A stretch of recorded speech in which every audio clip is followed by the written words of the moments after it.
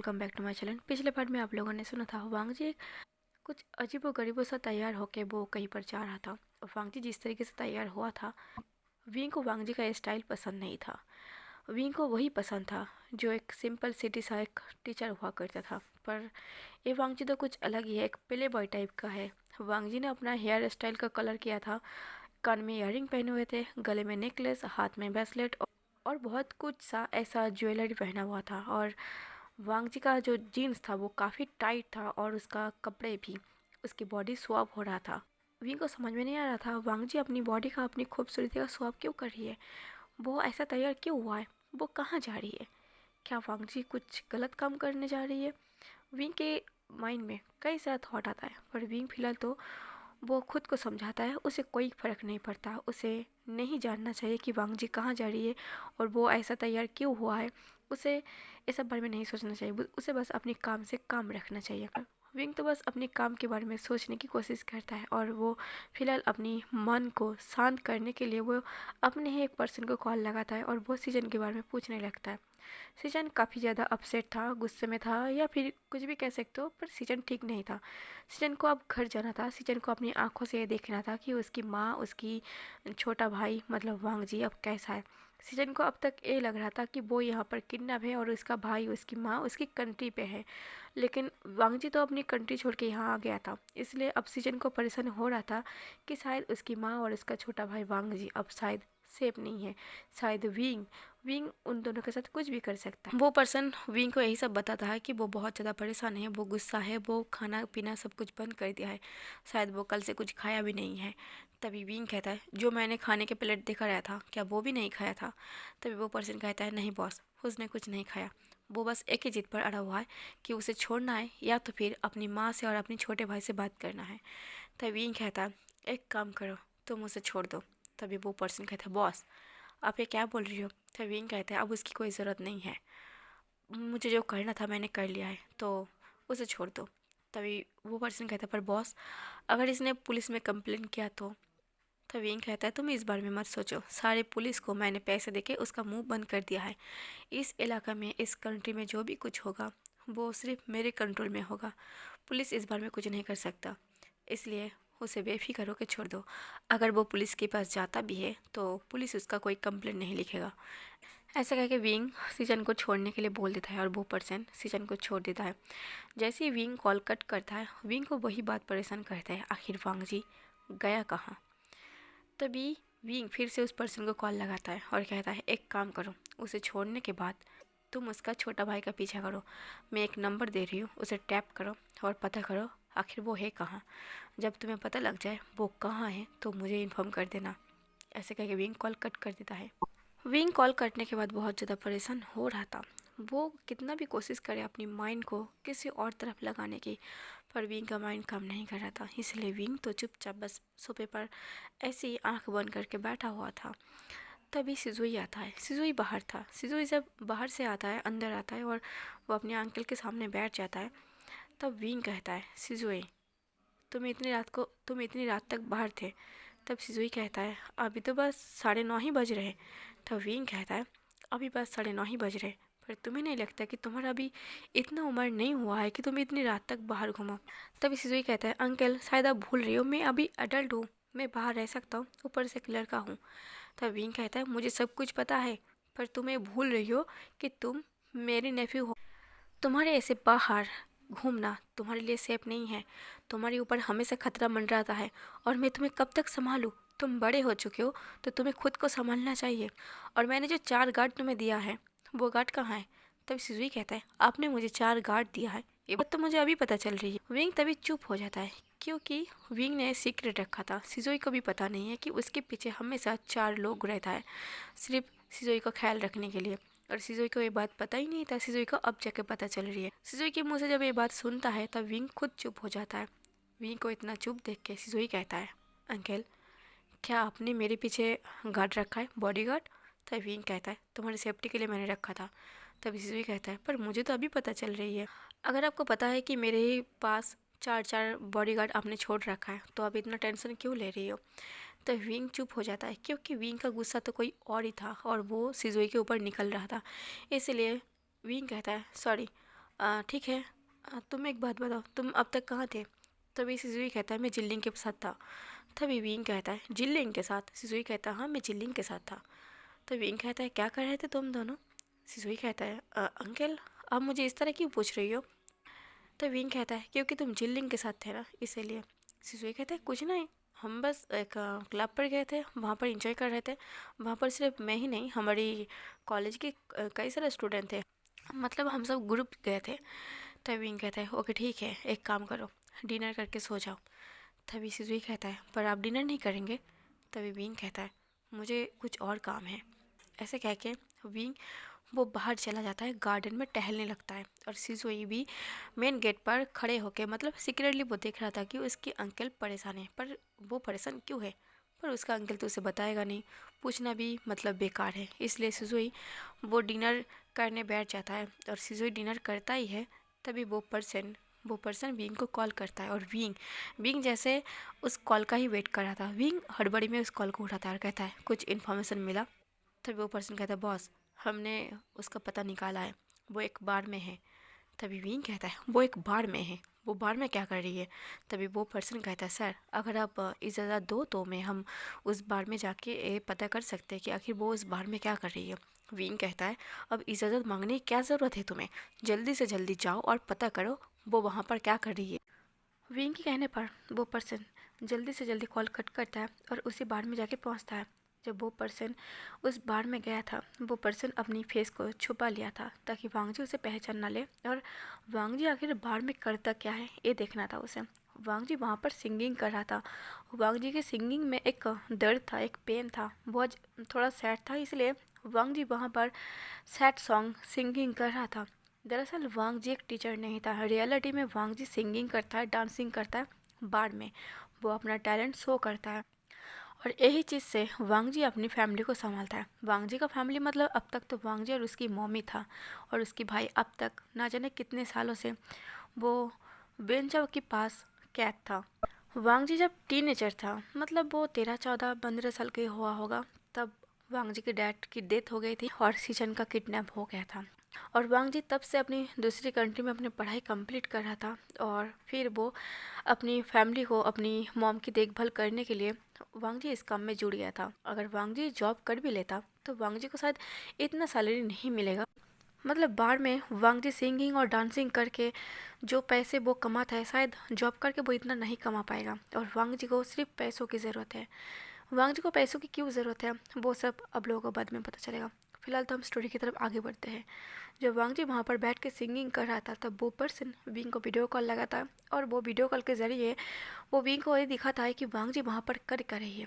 वांगजी जो पेन में था, दर्द में था, ये देख के विंग को अच्छा नहीं लगता। आखिर वांगजी सच में क्या तकलीफ में है? विंग है तो एक माफिया, पर विंग के दिल में एक सॉफ्ट हार्टेड है। वो माफिया होकर भी वो कभी भी गलत काम नहीं किया है। वो अपनी दायरे में रह के अपनी सब कुछ काम करता है। विंग एक अच्छा इंसान था, वो कभी मासूम लोगों को परेशान नहीं किया है, या फिर औरतों को, ओल्ड मैन को, या फिर बच्चों को परेशान नहीं किया है। विंग का जो काम है बस वो माफिया गैंग लोगों के साथ पंगा है तो वो बस माफिया गैंग लोगों के साथ ही पंगा लेता है, बाहर के लोगों के साथ उसे कोई मतलब नहीं है। और यही वजह है कि विंग को दुख हो रहा था कि वांगजी दुख में है, शायद वो वांगजी को अपसेट किया है, पर विंग कुछ नहीं कर सकता। जैसे विंग को वांगसू की बात दिमाग पर आता है, फिर उसकी उसे मॉम की याद आता है, किस तरह उसकी मॉम रोते हुए अपनी ज़िंदगी को बिताया था, किस तरह मिस्टर साहू उसकी डैड ने उसकी माँ की लाइफ को हील किया था। विंग तब तक नहीं सो पाता जब तक वांगजी वो घर लौट कर नहीं आता। विंग घर पर बैठ के वो वांगजी का लौटने का वेट कर रहा था। वांगजी की सिंगिंग और डांसिंग इतना अच्छा होता है कि उस बार में जब वांगजी सिंगिंग या फिर डांसिंग करता है, उस क्लब के ऑनर को काफ़ी फ़ायदा होता है।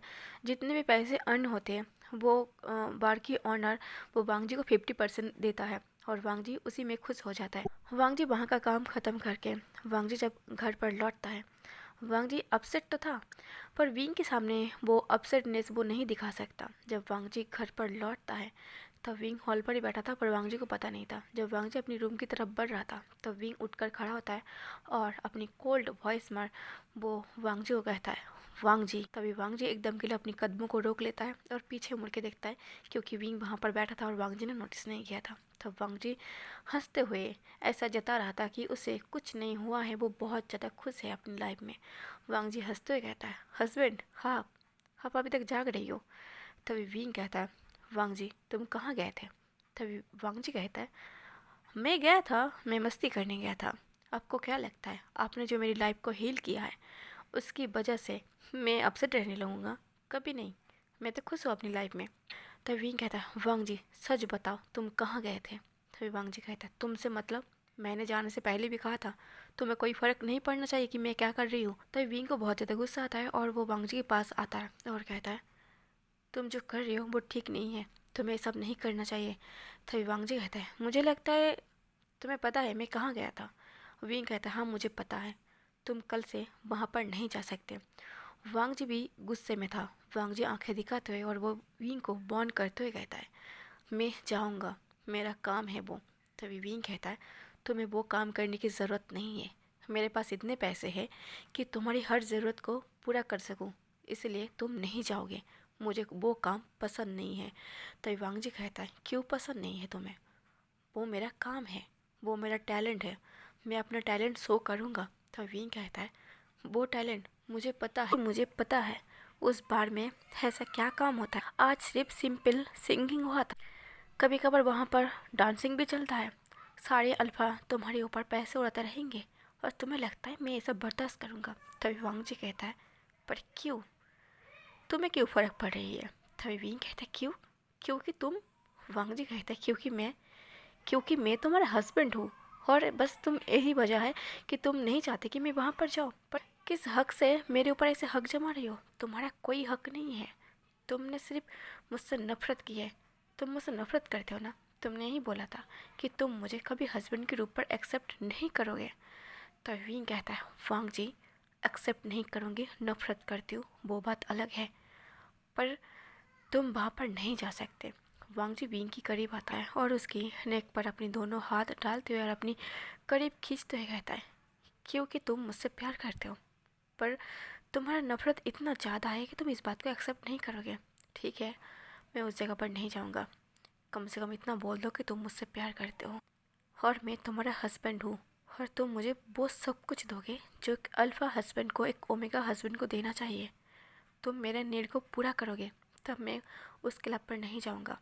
मैं तुमसे अपना प्यार का भीख मांगता हूँ, मैं तुमसे सच में बहुत ज़्यादा प्यार करता हूँ, इतना ज़्यादा प्यार करता हूँ कि मैं सब कुछ भूलने के लिए तैयार हूँ। तभी विंग वांग जी को हटाते हुए कहता है, नहीं, मैं तुमसे कभी प्यार नहीं करूँगा, मैं तुम्हें वो खुशी कभी नहीं दूंगा जो तुम चाहते हो। तभी वांग जी कहता है, तो भूल जाओ मैं क्या काम करता हूँ, भूल जाओ कि कोई अल्फ़ा मेरे ऊपर ऐसे नोटों की बारिश करता रहेगा, भूल जाओ कि मैं अपनी बॉडी का शो ऑफ करता हूँ, भूल जाओ कि तुम्हें कोई प्यार करता है।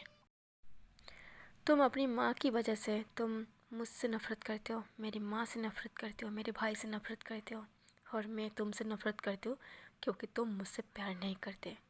मेरा प्यार जितना है नफ़रत भी उतना ही ज़्यादा है, मैं प्यार भी कर सकता हूँ और नफ़रत भी कर सकता हूँ, क्योंकि मुझे पता है तुम मुझसे प्यार करते हो पर फिर भी तुम मुझसे नफ़रत करना चाहते हो और यही वजह है कि जब तक तुम मुझसे प्यार नहीं करोगे तब तक मैं अपनी मनमानी करता रहूँगा।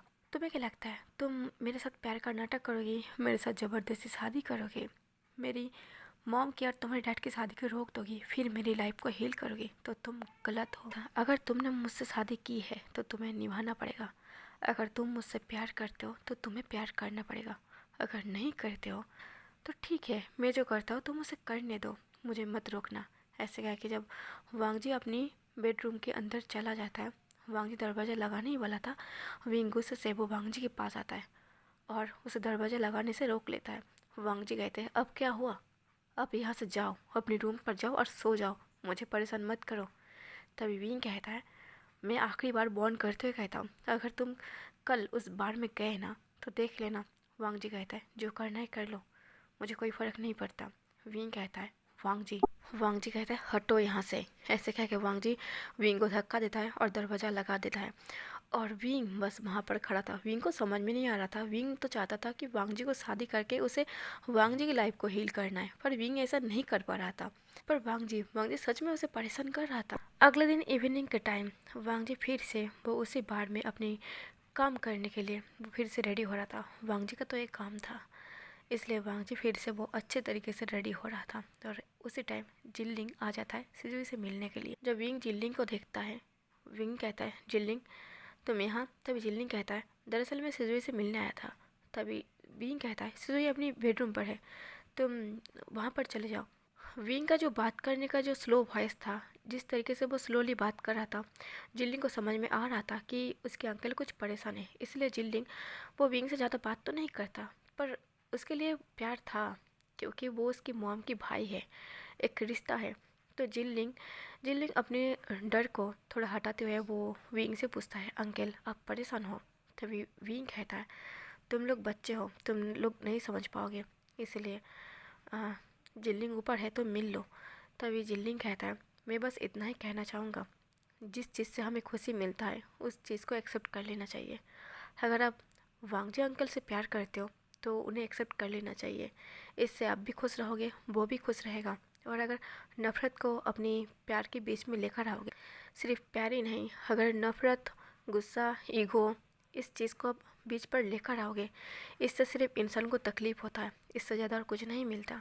बस बीच में प्यार को हटा के वो बस गैप रह जाता है, और उस गैप में बस नफ़रत, गुस्सा, ईगो सब कुछ मिक्स होता है उसमें, और इंसान को पता भी नहीं चलता कि बस उस एक छोटी चीज़ के लिए वो कब वो अलग हो जाता है। तो आपको समझ में आ जाना चाहिए। विंग बस जिल्लिंग की बातें सुन रहा था। विंग के पास से कोई आंसर ना मिलने की वजह से जिल्लिंग सिजुई के पास चला जाता है। आज विंग इवनिंग के बाद से घर से बाहर नहीं गया था, क्योंकि विंग को देखना था कि वांग जी आज भी वही बार पर जाएगा। जिल्लिंग के ऊपर जाने के बाद विंग अभी भी वो हॉल में बैठा हुआ था, मेन डोर के सामने, ताकि विंग देख सके कि वांग जी कहाँ जा रही है। पर वांग जी आधे घंटे बाद वो अपनी रूम से रेडी होकर बाहर आता है, और वो विंग के सामने से वो जा रहा था। तब विंग को समझ में आ रहा था कि वांग जी आज भी उसी बार पर जा रही है। जब वांग जी जा रहा था तब विंग उठ के खड़ा होता है, और वांग जी को रोकते हुए वो डीप वॉइस में बॉन्ड करते कहता है वांग जी तुम कहाँ जा रही हो। तभी वांग जी भी अपनी कदमों को रोक लेता है, और विंग की तरफ बिना मुड़े ही वो जवाब देता है तुम्हें पता है मैं कहाँ जा रही हूँ, मुझे एक्सप्लेन करने की ज़रूरत नहीं है, और मेरा मूड भी नहीं है। तब विंग कहता है वांग जी रुक जाओ, तुम नहीं जा सकते। तभी वांग जी विंग की बात को इग्नोर करते हुए वो जा ही रहा था। तब विंग विंग वांग जी का पीछा करता है, और तेज़ी कदमों के साथ वो वांग जी की तरफ आगे बढ़ता है, और वांग जी के हाथ को पकड़ लेता है, जैसे कि वो ना जा पाए। जैसे ही विंग ने वांग जी का हाथ पकड़ा था, वांग जी बहुत गुस्सा होता है, और विंग की तरफ मुड़ते हुए कहता है हाथ छोड़ो मेरा। तो विंग कहता है तुम नहीं जा सकते, तुम नहीं जा सकते उस जगह पर। मुझे पसंद नहीं है कि मेरे ओमेगा हस्बैंड के ऊपर कोई गंदे नज़र से देखे। तभी वांग जी अपने सॉफ्ट वॉइस में कहता है ओमेगा हस्बैंड सुनने में काफ़ी अच्छा लगता है, 2 सेकंड के लिए ही सही, तुम्हारी मुँह से जब हस्बैंड सुनता हो ना, मुझे सच में अच्छा लगता है। तभी वांग जी एकदम विंग की करीब आता है, और उसे हक कर लेता है, और हक करते हुए वो विंग की फेस को देखते हुए कहता है प्लीज़ किस में, मैं तुम्हारे लिए तड़प रही हूँ, क्या तुम मुझे किस कर सकते हो। तभी विंग हट जाता है। वांग जी कहता है हट गए ना, दूर हो गए ना मुझसे, जब मैं तुम्हें अपनी पास बुलाता हूँ तो तुम्हें चिढ़ मचता है, तुम मुझसे दूर हो जाते हो, मुझसे नफरत होता है तुम्हें, और जब मैं तुमसे दूर भागता हूँ तो तुम ऐसे अचानक कह देते हो कि मैं तुम्हारा हस्बैंड हूँ, ऐसे जताते हो, ऐसे महसूस कराते हो कि तुम मुझसे प्यार करते हो। अगर प्यार नहीं है, नफरत है, तो बस नफरत ही करो मुझसे, मुझसे कोई वास्ता मत रखो, पर ऐसी मेरे साथ बिहेव मत करो, मुझे अच्छा नहीं लगता। ऐसे कह के वांग जी विंग को हटाता है, और वो वहाँ से चला जाता है। वांग जी तो वहाँ से चला गया था, पर विंग बहुत ज़्यादा परेशान था। विंग हॉल पर बैठा हुआ था, बेचैन हो रहा था, उसकी पैर एक जगह पर टिक नहीं रहा था। उसे ऐसा लग रहा था कि उसे एक कीड़ा अंदर से काट रही है, जैसे वो समझ में नहीं पा रहा था विंग ये बात कैसे बर्दाश्त कर सकता है कि उसके हस्बैंड के ऊपर कोई गंदे नज़र से देखे, या फिर जब वो डांस करे उसके ऊपर कोई नोटों का बारिश करे, उसकी बॉडी के लिए, उसकी सुंदरता के लिए, मतलब खूबसूरती के लिए लोग पैसे उड़ाए। विंग को ये बात बिल्कुल भी बर्दाश्त नहीं हो रहा था, वो कैसे ये सब चीज़ को डाइजेस्ट करे। और इधर जिल्लिंग जिल्लिंग जब सिजोई के रूम पर आया था, सिजोई इस टाइम पर सो रहा था, और जिल्लिंग हैरान था कि सिजोई इस टाइम पर कैसे सो सकता है, अभी तो सोने का टाइम नहीं है, क्या उसका तबीयत ठीक नहीं है? ये चेक करने के लिए जिल्लिंग धीरे से वो सिजोई के बेड पर बैठ जाता है, जैसे सिल्लिंग को आहट महसूस ना हो। जो जिल्लिंग जैसे ही सिजोई के फोrehead पर हाथ रखता है, सिजोई की आंखें खुल जाता है। तभी सिजोई एकदम के लिए घबरा जाता है, क्योंकि अचानक से वो अपनी आंखें खोलते ही वो जिल्लिंग को देख लिया था। तभी सिजोई हड़बड़ी में कहता है, जिल्लिंग तुम यहाँ? तभी जिल्लिंग कहता है, तुम इस टाइम क्यों सो रही हो? तभी सिजोई कहता है, बस ऐसे ही मैं बोर हो रहा था, मैं ऐसे ही लेटा हुआ था तो आँख लग गई। तभी जिल्लिंग कहता है, ओह थैंक गॉड, मुझे लगा तुम्हारा तबीयत ठीक नहीं है। तभी सिसोई कहता है, पर तुम इतना परेशान क्यों हो रही हो, मैं तो इस बात से हैरान हूँ। तभी जिल्लिंग वो सॉफ्ट आई से और सॉफ्ट वॉइस के साथ वो सिसोई की फेस को देख के कहता है, सिसोई क्या सच में तुम्हें कुछ भी महसूस नहीं होता? मैं सच में तुमसे प्यार करता हूँ। पर अब जो जिल्लिंग कहा था ना, सिसोई को एक सेकंड के लिए यकीन हो गया था, मतलब उसे ये बात सच लगा था कि शायद जिल्लिंग सच में उससे प्यार करता है।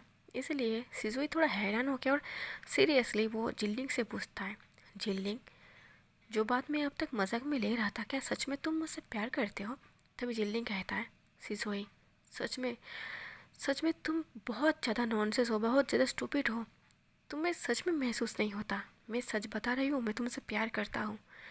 तभी सिजोई और भी हैरान हो जाता है। सिजोई फिर से उस बात को करेक्ट करने के लिए वो जिल्लिंग से पूछता है, क्या सच में तुम मुझसे प्यार करते हो? तभी जिल्लिंग कहता है, हाँ मैं सच में तुमसे प्यार करता हूँ, और ये बात सबसे पहले हमने टीचर को बताया था, हमारी वांगजे अंकल को। तभी सिजोई एकदम के लिए शॉक्ड हो गया था। सिजोई को समझ में नहीं आ रहा था कि वो जिल्लिंग को क्या बताए था, वो कैसे रिएक्ट करे। वो बस जिल्लिंग की फेस को देख रहा था और इसकी आंखों में आंखें डाल के देख रहा था।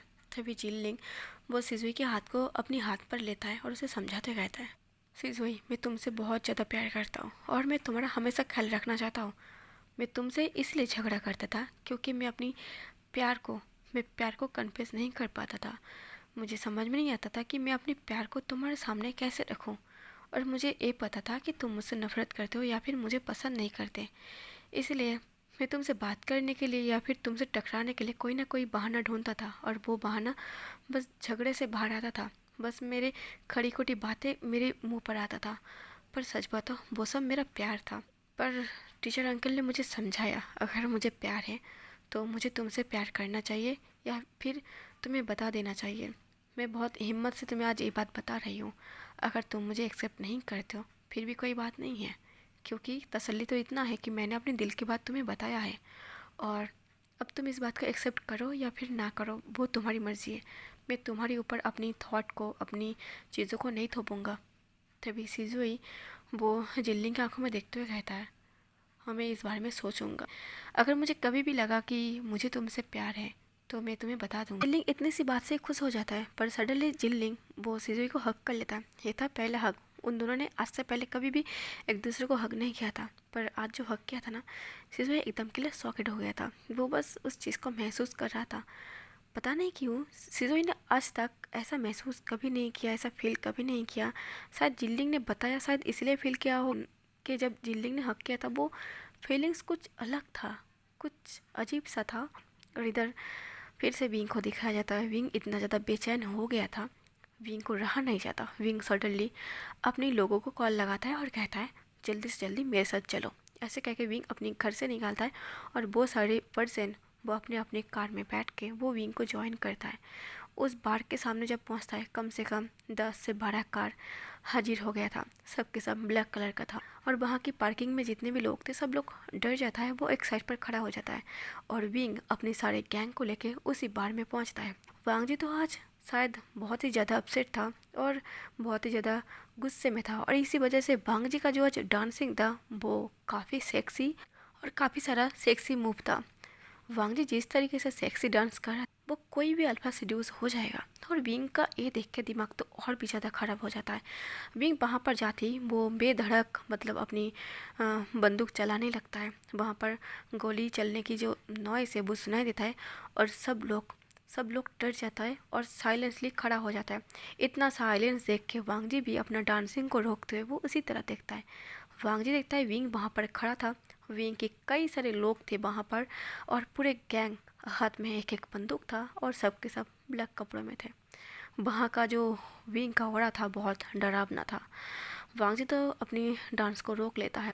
विंग कुछ नहीं कहता, विंग सीधे सीधे वो वांगजी के पास जाता है। जब विंग वांगजी के पास जा रहा था, लोग अपने अपने ही साइड हो जाता है और विंग को रास्ता क्लियर कर देता है। और विंग वो वांगजी के पास जाता है और वांगजी के हाथ को खींच के वो बाहर जाता है। वो बार से बाहर आके वो कार में बिठाता है और सीधा वो घर आता है।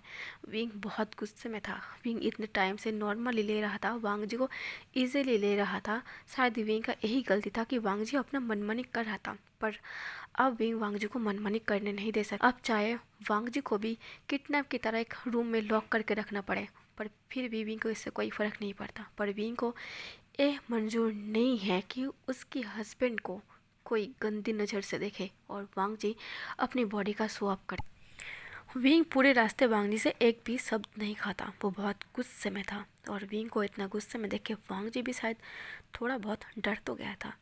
वांगजी भी अपनी जगह पर चुपचाप बैठा था और इसी तरह साइलेंस को कंटिन्यू करते हुए विंग अपने घर पहुंच आता है। विंग कार से बाहर आता है, वांगजी को हाथ पकड़ के वो खींचते हुए विंग अपने ही बेडरूम पर वांगजी को लेकर जाता है और उसे बेड पर जोर से फेंक देता है, जिससे वांगजी को बहुत ज़्यादा हर्ट होता है। उसे थोड़ा बहुत लग भी गया था। विंग पहले तो अपने डोर को लॉक करता है। विंग बहुत ज़्यादा गुस्से में था। विंग पहले वांगजी के ऊपर आता है और उसकी चीन को टाइटली पकड़ते हुए और अपने दांत को पीसते हुए कहता है, तुम्हें प्यार चाहिए? तुम्हें किस चाहिए? तो तुम्हें अपना नीड पूरा करना है मेरे साथ। पर ये कौन सा तरीका है प्यार करने का या फिर नफ़रत करने का? तुम प्यार और नफ़रत के बीच अपनी बॉडी का शो अप नहीं कर सकते। तुम किसी भी अल्फ़ा को अपनी खूबसूरती और अपनी ओमेगा फेरोमोन्स का इस्तेमाल नहीं कर सकते। मैंने पहले भी कहा था अपनी ओमेगा फेरोमोन्स किसी अल्फ़ा के ऊपर इस्तेमाल नहीं करना, पर तुम मेरी नहीं सुनते हो। तो गाइस, आज का पार्ट यहीं पर ख़त्म करते हैं। पर आज का पार्ट ख़त्म करने से पहले मैं एक क्वेश्चन का आंसर देना चाहूँगा। एक नहीं, दो क्वेश्चन का आंसर देना चाहूँगा, क्योंकि ना मैंने एक दिन पहले कम्युनिटी पोस्ट किया था। मैंने ये बताया था कि मैं 2-3 मिनट का एक वीडियो बनाऊँगा। मुझे एफएफ के बारे में कुछ डिस्कस करना चाहिए, आप लोगों से राय मांगना चाहिए। फिर मैंने उसके साथ ये भी बोला था कि मैं लाइव नहीं आती हूँ, तो आप लोगों का अगर कोई भी क्वेश्चन मुझसे जुड़ा हुआ कोई भी आप लोगों को चाहिए तो आप लोग क्वेश्चन कर सकते हो। उसमें से 2 क्वेश्चन था और मैं इसी वीडियो में इसलिए देना चाहती हूँ क्योंकि अब मैं वो वीडियो नहीं बना रही हूँ, क्योंकि ना लास्ट में एंड में मुझे पता चला अगर मैं स्टोरी के बारे में आप लोगों को बात करूँगी, मतलब स्टोरी के बारे में आप लोगों को इन्फॉर्मेशन दूँगी कि स्टोरी कैसा है, तो आप लोगों का जो है स्टोरी से इंटरेस्ट हट जाएगा। इसीलिए मैंने अपनी ग्रुप मेम्बर से इस बारे में डिस्कस किया था। सॉरी, मैंने आप लोगों के साथ डिस्कस नहीं किया। वो आप लोगों के लिए थोड़ा सरप्राइज़, थोड़ा सीक्रेट है। और जैसे कि मेरे हर एपिसोड पर एक ट्विस्ट होता है, तो मैं नहीं चाहता था कि वो ट्विस्ट पहले से ही आप लोगों के सामने खुलासा हो जाए। तो वो सब छोड़िए, पहले तो मैं 2 क्वेश्चन का आंसर देना चाहता हूँ। एक का क्वेश्चन का था, उसका नाम था रंजीता। हाँ, उन्होंने ये पूछा था क्या वांगजी विंग का लाइफ पूरा तरीके से हील कर देगा। मैं एक क्वेश्चन देना चाहूँगा इस तरीके से, मतलब हील ऑफ हिज लव जो है, हील जो है ना, वो ऐसा नहीं है कि सिर्फ वांगजी ही विंग का लाइफ हील करेगा या फिर विंग ही लाइफ ही वांगजी का लाइफ हील करेगा, ऐसा नहीं है। ऑलरेडी हील है उन सब की लाइफ। जैसे कि देखो, साओ जुन, वांगसू, मिस्टर साओ, वांगजी, विंग, इन पांचों का लाइफ बिल्कुल पूरी तरीके से हील हो चुका है। इसलिए मैंने इस एफएफ का नाम हील ऑफ हिज लव दिया था। मैं ही खुद के स्टोरी का नाम भूल रही हूँ, शायद ऐसा ही नाम है। और ऐसा नहीं है कि हर चीज़ सिर्फ मेन कैरेक्टर के ऊपर जाए, मतलब मेन कैरेक्टर जैसे हमारा वांगजी और विंग है, ऐसा नहीं कि उन दोनों का ही लाइफ हील हो। मतलब अगर देखा जाए तो सच में विंग का वांगजी का लाइफ सच में पूरी तरीके से हील है, चाहे वो एक दूसरे के लाइफ को बर्बाद ना करे, पर कहीं ना कहीं उसकी मॉम डैड उनकी पेरेंट्स से जुड़ा हुआ जो चीज़ है, इससे तो लाइफ हील हो ही जाएगा। अगले पार्ट में आप लोगों को पता चलेगा वांगजी और विंग का पेरेंट्स के बीच, मतलब वांगसू, साओजुन और मिस्टर साओ के बीच में आखिर क्या हुआ था। तो प्लीज़ हाँ, आप लोग वेट करते रहिए। और एक बात है, और एक कमेंट था कि दी आप वांगसन लॉन्ग स्टोरी चलाइए और बीच बीच में एक वन शॉट दीजिए। तो मैं ये बताना चाहूँगा, जैसे कि मैं लॉन्ग स्टोरी डालती हूँ ना, उसमें व्यूज़ नहीं आती है। जैसे कि आप लोग देख रही हो, मुश्किल से 500 कंप्लीट हो रही है। अगर मैं लॉन्ग चलाती हूँ ना तो व्यूज़ नहीं आता, फिर मेरा मन नहीं करता। और इसमें इंटरेस्ट हट जाता है और स्टोरी भी दिमाग से ना, जब मतलब अगर कोई चीज़ इंटरेस्ट लग रही हो, आपका मन ध्यान उसकी तरफ जा रही है तो आप सोच सकते हो। पर जिस चीज़ से आपका मन हट जाए ना, तो आप चाहे भी तो दिमाग में कुछ भी कोशिश नहीं कर सकते, कुछ भी लाने की कोशिश नहीं कर सकते। जैसे कि देखो स्टोरी में ना व्यू नहीं आ रही है तो मेरा मन नहीं करता कि मैं उतना ज़्यादा, मैं कोशिश करती हूँ कि मैं और ज़्यादा अच्छा बनाऊँ ताकि मेरा व्यूज़ आ जाए, लाइक आ जाए, कमेंट आ जाए। पर अगर नहीं हो रही है तो मैं क्या कर सकता हूँ, मैं सोच नहीं पा रही हूँ। अगर मुझे मेरे हिसाब से लाइक और व्यू मिल जाए तो मैं बहुत खुश हो जाऊँगी ना, तो थोड़ा क्या होती है ना, मोटिवेट हो जाती हूँ मैं। मतलब सिर्फ मैं ही नहीं, जितने भी सारे चैनल के ओनर है सबका यही मानना है। अगर हम मोटिवेट होते हैं आप लोगों की वजह से तो हम स्टोरी को सोच पाते हैं। और सिर्फ ये हालत मेरे ही चैनल का नहीं है, ये पूरे वांगसन जितने भी चैनल के ओनर है सबके चैनल का यही हालत है कि व्यू की और लाइक की कमी आ चुका है। मतलब जो वांगसन फैन हैं वो वांगसन के प्रति जो इंटरेस्ट था वो अब हट चुका है। मेरा कोशिश यही रहेगा कि मैं 1 शॉट 2 शॉट या फिर 3 शॉट में कंप्लीट करने की कोशिश करूँगी हर एक स्टोरी को। तो आज का पार्ट जैसा भी लगा हो कमेंट करके बता देना, और मेरा राय सही है या फिर गलत है वो भी बता देना। तो चलिए आज के लिए मैं टाटा बाय बाय कह देती हूँ, और थैंक यू फॉर वॉचिंग।